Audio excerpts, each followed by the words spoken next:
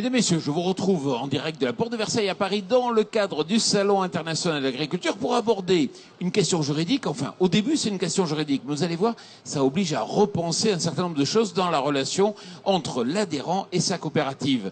Alors, pour cela, je suis en compagnie de Chantal Chaumel. Bonjour. Bonjour. Alors, vous êtes responsable des affaires juridiques, c'est bien ça, et réglementaires? Juridique et fiscale à COP de France, qui COP de est France, oui. l'organisation professionnelle des coopératives agricoles. Voilà. Et puis, face à vous, donc, Didier Tonin, bonjour. Bonjour. Alors, vous êtes un avocat bien connu, vous faites partie du cabinet TNT, et effectivement, ce qui est intéressant, c'est que vous allez nous dire un arrêt de la Cour de cassation, et on va partir de cet arrêt de la Cour de cassation pour discuter après avec madame sur la relation entre l'adhérent et sa coopérative.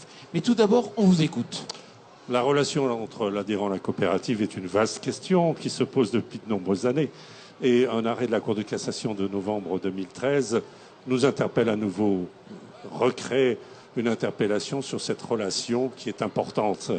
Je pense que madame Chaumel le soulignera tout à l'heure. La Cour de cassation a considéré qu'était adhérent une société civile agricole productrice d'œufs industriels en raison de son contrat d'adhésion à la coopérative, de différentes manifestations qui prouvaient son adhésion à la coopérative, notamment la présence aux assemblées générales, mais n'a pas retenu le critère de l'absence de livraison à la coopérative. C'est-à-dire que ce producteur n'a jamais livré, ou de façon très infime, à la coopérative, alors même que cette obligation fait quand même partie des statuts souvent des coopératives. La Cour nous interpelle. Qu'est-ce qu'être adhérent d'une coopérative? Est-ce que c'est participer de façon formelle à la coopérative ou est-ce que c'est de livrer à cette coopérative l'ensemble de la production?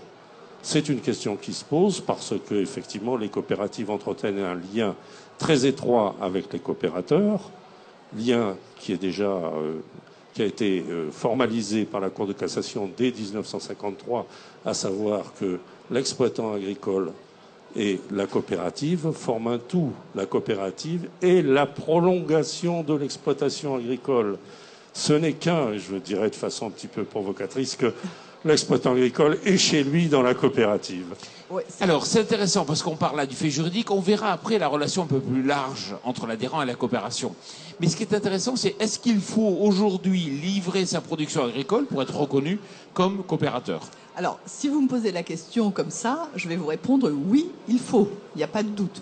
La Cour de cassation, en l'occurrence, a répondu à la question qui lui était posée. Est-ce que l'adhérent est-il ou non associé coopérateur? C'est-à-dire, est-ce qu'on a une preuve? Et elle a considéré que, compte tenu de la détention de parts sociales par cet agriculteur, la preuve était rapportée. Elle a pas dit autre chose, en fait. Et pour revenir à votre question, c'est même une énorme différence entre une relation commerciale et une relation avec une coopérative.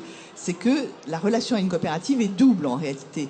Une relation d'associé, avec les droits politiques qui en découlent, notamment le droit de vote en Assemblée générale sur le principe « une personne, une voix », et le droit de désigner et révoquer les dirigeants, et cela arrive, et une relation de coopérateur qui est une relation économique, donc d'apporter ses produits à la coopérative ou de prendre ses approvisionnements à la coopérative avec, selon les modalités qui sont prévues par les statuts. Donc ces deux caractères sont absolument indissociables et c'est ça qui fait la grande différence avec une société commerciale. Didier Tonin, vous partagez? Vous êtes d'accord? Vous devriez plaider, vous diriez OK? Je dirais que les principes sont là, effectivement. Mais il faut tenir compte aussi, d'un fait, à savoir l'évolution de la structure, des coopératives elles-mêmes. Ces coopératives qui, dans l'esprit de Méline, au départ, étaient le soutien des exploitants agricoles et proches d'eux, ont tellement progressé, sont un peu victimes de leur succès. On a maintenant des grosses entités et on peut penser qu'une certaine distance s'est créée avec les agriculteurs. Du moins, certains peuvent le penser et certains peuvent le ressentir comme ça.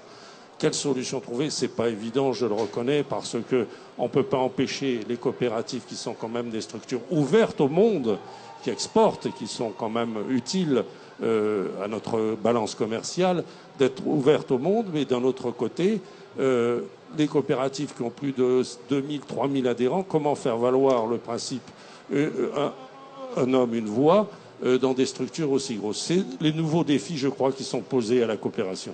Ah, Maître Tonin, mais je n'aime pas beaucoup entendre ça. Dites-nous pourquoi alors. Parce que, à mon avis, ça n'est pas aussi exact, aussi vrai que ça peut le paraître.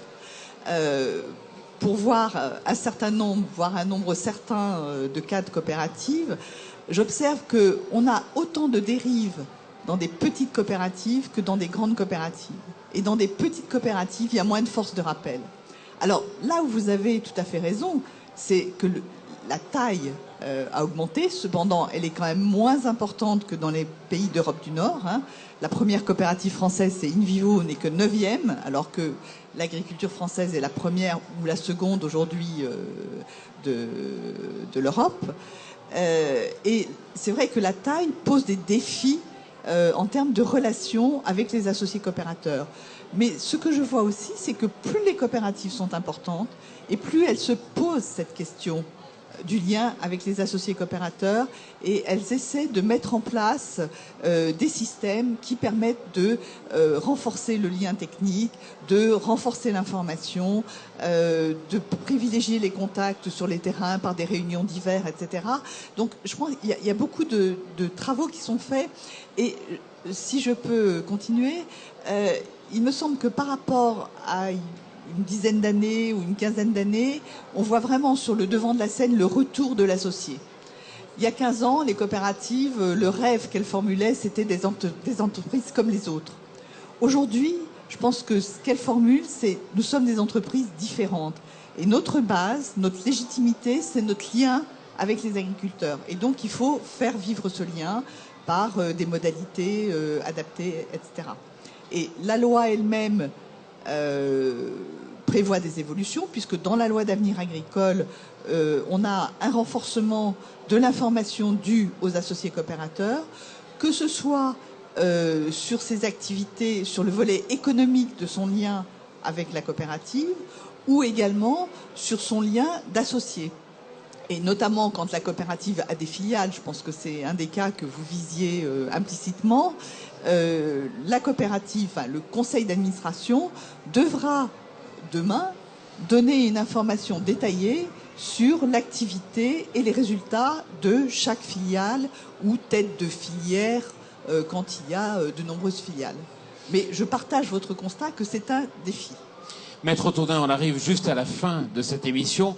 On peut reconnaître que Madame Chaumel a bien plaidé la cause des coopératives. Bravo à tous les deux. Et c'est vraiment intéressant comment, en partant du fait juridique, effectivement, on transpose ou on déroule un peu la pelote de ce qui fait le quotidien de la relation entre l'adhérent et sa coopérative. Merci beaucoup. Et puis on se retrouve demain pour un nouveau fait juridique. Merci beaucoup. Dans quelques minutes, un nouveau débat. Merci.